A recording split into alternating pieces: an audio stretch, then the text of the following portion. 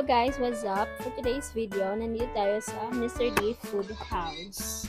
Pumunta kami ng Palompon sa PIT dahil yung kapatid ko ay gagraduate na ng engineer. Bachelor's of Mechanical Engineering. Actually guys, gusto ko na magbisaya lang usap pero naman siya yung ni-comment nga dito sila kasabutong Bisaya, maunang maggaliig na taan yun.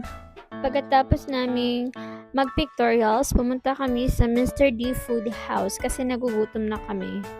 As in guys, gutom na kami. Kaya pumunta kami dito sa Mr. D Food House. Ang sarap ng pagkain nila dito guys. Legit dollar. Worth it yung mahal kasi napakasarap naman ng pagkain nila guys. At alam mo ba, yung naka-red, that is my kuya. That is my brother. At birthday ni kuya guys. Double celebration, pictorials at saka birthday ng kuya ko.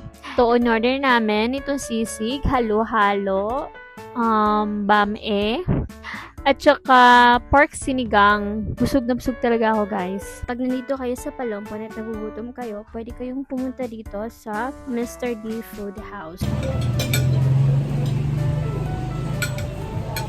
Happy birthday Kuya Ranel and congratulations to Ranel. Engineer. Thank you. Inday.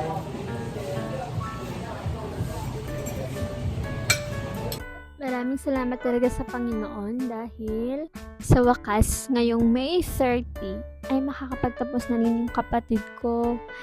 Thank you Lord dahil sa dami-rami ng pagsubok na dumaan sa pamilya namin, hindi nyo kami pinabayaan na kahit noon, sinasabihan kami na wala daw kami mapapala, hindi daw kami makapagtapos ng pag-aaral dahil mahirap kami, dahil marami kami magkakapatid, walo kami magkakapatid, at dukhalan daw kami. Mas mahirap pa daw kami sa daga, kahit isang tukalan daw kami. Kaya minamaliit nila kami noon dahil yung mga magulang namin ay walang pinag-aralan at hanggang elementarya lang sila.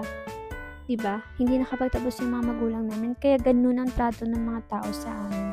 Pero okay lang hindi dahil sa kanila, hindi kami nakapagtapos ng pag-aaral. Dahil ginawa naming inspirasyon ang mga lahat ng panlalait nila sa amin. Diba?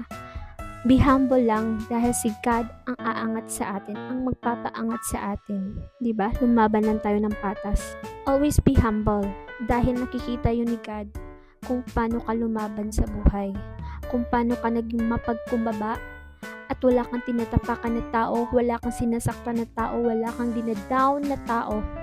At alam ng Panginoon yun. Sa mata ng Diyos, nakikita niya ang mga pinagdaan. Kaya, always pray to God. Kaya, thank you Lord sa lahat-lahat. By the way guys, ang sarap talaga ng halo-halo nila. Uhaw na uhaw kami dahil sobrang init talaga ng dito sa Palompon. Napakainit kaya nag-order kami ng halo-halo. Sabi ko ng kuya, order tayo ng halo-halo ya, kaya bili na kayo dito sa Mr. D Food House. At yun lang, bye!